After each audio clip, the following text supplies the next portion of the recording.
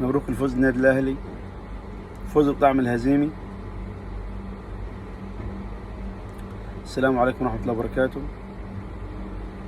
اخواننا المشاهدين في كل مكان والمتابعين، افسد المباراه الحكم الفاسد الحقير الوسخ، زي ما عاوز قول فيه، زي ما عاوز تشتم اشتم فيه، لانه هو يستاهل جميع انواع الشتيمه، جميع انواع الشتيمه يستاهلها هو، سواء هو او على او الاتحاد المصري المتواطئ معاهم. افسد المباراه من الدقيقه الاولى في حاله طرد للوداد، والحكم اتغاضى عني، وضربة الجزاء اتغاضى عنها بردك حسين الشحات. ضربة جزاء صحيحة 100%، حتى أي واحد من الشارع واقف أقول له دي ضربة جزاء ولا مش ضربة جزاء، هقول لك ضربة جزاء. لكن الاتحاد المغربي مشتري الحكم الحقير دي، ومشتري الحكم الأوسخ منه اللي هيحكم ماتش يوم الأحد، اللي هو الأثيوبي. يعني جايبين لنا حكمين من دولتين بيكرهوا مصر، في مشاكل معاهم. يعني اثيوبيا في مشاكل بينها وبين مصر على سد النهضه اللي هو وافق بيه، قال لك والله العظيم هنعمل، وبنى السد ومنع عنك الميه وقاطع كل حاجه عنك. جاي في حكم كان اوسخ منه هيحكم لك الماتش الجاي. يعني وليبي الحكم الوسخ اللي العالم كله شافه النهارده، دي مستحيل يكون حكم، ومستحيل يكون حكم قبل كده. ده الف به في التحكيم. والله يا حمار، والله الحمار ممكن افهم احسن منه. لما بتركب وتروح على البيت بيوديك من اول مره، خلاص تاني مره بيروح وحده. لكن دي غبي،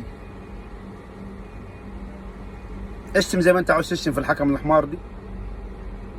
افسد المباراه وضيع فوز ثمين على النادي الاهلي، وكهربا مشي في حالته، ضيع يجي 3-4 اهداف، وكرر عمل تغيير حسين الشحات، مع ان حسين الشحات هو الوحيد اللي فارق في النادي الاهلي، وبيطلع بينزل لي المردان عبد القادر.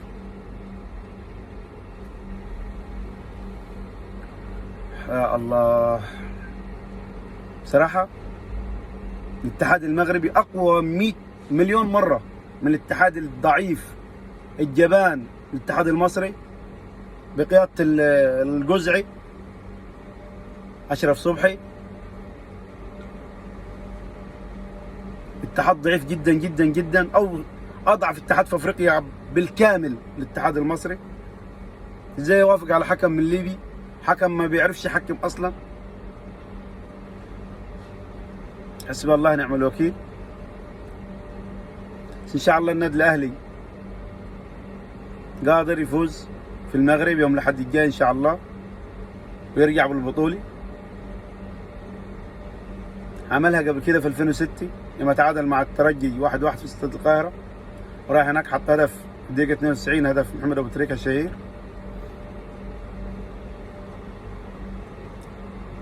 كل شويه لعبت الوداد جايه تنام، تضيع وقت، والحكم رايح يقول لمصطفى شوبير على الساعه شو على الشاشه حديك انذار. ده حكم يعني الواحد ماسك نفسه بصراحه على الشتومه وقله الادب، ماسك نفسه.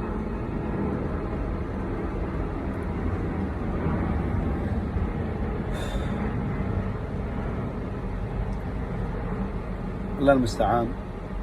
تنساش تعمل متابعه على القناه واشتراك حتى تصلك كل جديد. والسلام عليكم ورحمه الله وبركاته.